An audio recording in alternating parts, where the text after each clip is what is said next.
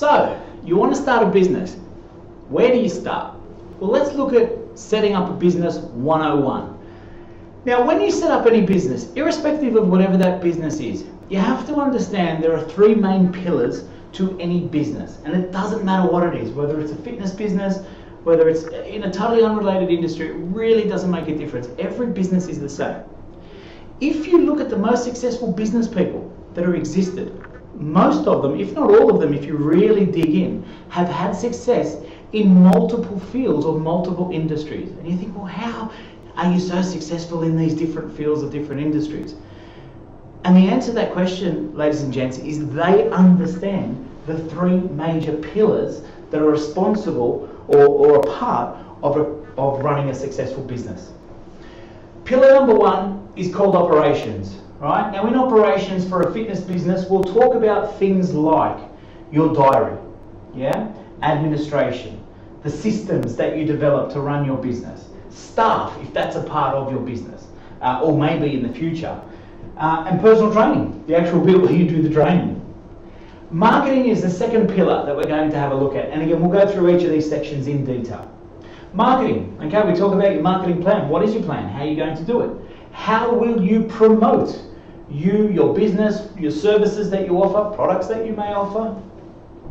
Your USP, what's your unique selling proposition? What makes you special, unique, different?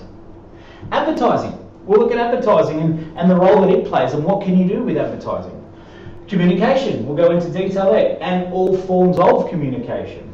Word of mouth, classic marketing tool in fitness, one of the greatest things you can ever have. But again, we'll look at the pros and cons and tools and tricks, if you like, and methods that you'll need to, and steps that you'll need to put in place to achieve a solid bit of word of mouth marketing. And then the last one, which a lot of people forget about, is actually also retention.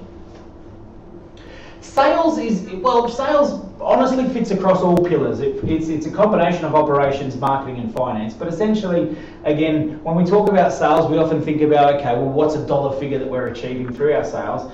And what's our marketing methods that we're using to help achieve those particular sales? But at the end of the day, you also need a system that operates well, right, to actually achieve those sales. So it does sort of cross over all areas of a business. Finance is the last area, and this is probably the area that most people will struggle with the most. As I said to you earlier, a lot of PTs, I don't like talking about money, I don't like looking at, well, if you don't like looking at it, you don't know about it, that usually means I don't actually calculate or know what my figures really need to be. So in finance, we're going to cover things like budgets. How do you create a budget? How do you determine what your budget is? How do you know what you need to get started, for example?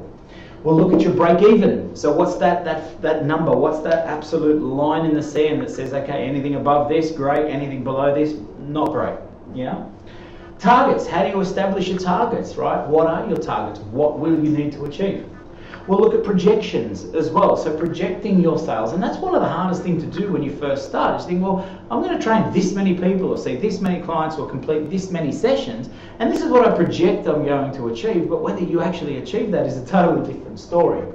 And the last big one is tax. And this is again another one, as I said earlier, that a lot of people really stuff up, to be totally honest, in small business. They just don't understand the importance and the fundamentals of tax management, usually because they've been an employee before and someone else has done this for them. So we're going to have a look, as I said, at each one of these pillars in some detail now as we progress, and we'll start with operations.